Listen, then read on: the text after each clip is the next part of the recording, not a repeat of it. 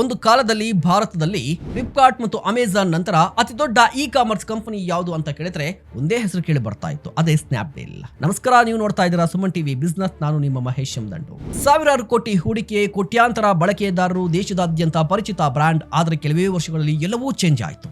Sales ಕುಸಿತು, loss ಹೆಚ್ಚಾಯಿತು, ಸ್ಪರ್ಧೆ ಜೋರಾಯಿತು, ಪರಿಣಾಮ ಹೂಡಿಕೆದಾರರ ಒತ್ತಡ ಹೆಚ್ಚಾಯಿತು. ಎಲ್ಲರೂ ಒಂದೇ ಮಾತು ಹೇಳಿದ್ರು, ಸ್ನ್ಯಾಪ್ಡೀಲ್ ಕತೆ ಮುಗೀತು, ಅದನ್ನ ಮಾರಿಬಿಡಿ ಅಂತ. ಇಂತಹ ಸಂದರ್ಭದಲ್ಲಿ ಬಹಳ ಜನ ಏನು ಮಾಡ್ತಾರೆ, ಕೈ ಚೆಲ್ತಾರೆ. ಆದರೆ ಕುನಾಲ್ ರೋಹಿತ್ ನಾವು ಮಾರೋದಕ್ಕೆ ಕಂಪನಿಯನ್ನ ಕಟ್ಟಿಲ್ಲ, ಮತ್ತೆ ಎದ್ದು ನಿಲ್ಲೋದಕ್ಕೆ ಕಂಪನಿಯನ್ನ ಕಟ್ಟಿದ್ದೇವೆ ಅಂತ ಮುನ್ನುಗ್ಗಿದ್ರು.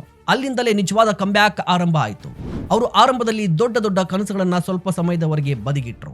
ಮೊದಲು ಕಂಪನಿಯನ್ನ ಉಳಿಸೋಕೆ ಮುಂದಾದ್ರು. ಖರ್ಚು ಕಡಿಮೆ ಮಾಡಿದ್ರು, ಅಗತ್ಯವಿಲ್ಲದ ಪ್ರಾಜೆಕ್ಟ್ಗಳನ್ನ ನಿಲ್ಲಿಸಿದ್ರು, ಮತ್ತೆ ತಂಡವನ್ನ ಕಟ್ಟಿದ್ರು. ಅತೀ ಮುಖ್ಯವಾಗಿ ಬೆಳವಣಿಗೆಗಾಗಿ ಬೆಳವಣಿಗೆ ಬೇಡ, ಲಾಭದಾಯಕ ಬೆಳವಣಿಗೆ ಬೇಕು ಅಂತ ನಿರ್ಧರಿಸಿದ್ರು. ನಿಧಾನವಾಗಿ ನಷ್ಟಗಳು ಕಡಿಮೆಯಾದವು, ಬಿಸಿನೆಸ್ ಸ್ಥಿರವಾಯಿತು, ಕಂಪನಿ ಮತ್ತೆ ಉಸಿರಾಡೋಕೆ ಶುರು ಮಾಡ್ತು. ಎಲ್ಲರೂ ಸತ್ತಿದೆ ಅಂದುಕೊಂಡಿದ್ದ ಕಂಪನಿ ಮತ್ತೆ ಎದ್ದು ನಿಲ್ತು. ಸ್ನ್ಯಾಪ್ಡೀಲ್ ನಮಗೆ ಕಲಿಸಿದ ಅತಿ ದೊಡ್ಡ ಪಾಠ ಏನು ಗೊತ್ತಾ? ಕಮ್ಬ್ಯಾಕ್ ಅಂದ್ರೆ ಜಗತ್ತನ್ನೇ ಗೆಲ್ಲೋದು ಅಲ್ಲ, ಕೆಲವೊಮ್ಮೆ ಮೊದಲು ನಿನ್ನನ್ನ ನೀನು ಉಳಿಸಿಕೊಳ್ಳೋದು ಕೂಡ ಕಮ್ಬ್ಯಾಕ್. ನೆನ್ಪಿಟ್ಕೊಳ್ಳಿ, ವ್ಯಾಪಾರದಲ್ಲಿ ನಿಜವಾದ ನಾಯಕತ್ವ ಯಶಸ್ಸಿನ ಸಂದರ್ಭದಲ್ಲಿ ಕಾಣಿಸುವುದಿಲ್ಲ, ಎಲ್ಲವನ್ನ ಕಳೆದುಕೊಂಡಿದ್ರೂ ದೃಢವಾಗಿ ನಿಲ್ಲುವ ಧೈರ್ಯದಲ್ಲಿ ಕಾಣುತ್ತೆ. ಒಂದು ಕಂಪನಿಯನ್ನ ಕಟ್ಟೋದು ದೊಡ್ಡ ಸಾಧನೆಯಲ್ಲ, ಆದರೆ ಕುಸಿಯುತ್ತಿರುವ ಕಂಪನಿಯನ್ನ ಮತ್ತೆ ಎದ್ದು ನಿಲ್ಲುವಂತೆ ಮಾಡೋದು ದೊಡ್ಡ ಸಾಧನೆ. ಇದೇ ಸ್ನ್ಯಾಪ್ಡೀಲ್ ಕಮ್ಬ್ಯಾಕ್ ಮೈಂಡ್ಸೆಟ್.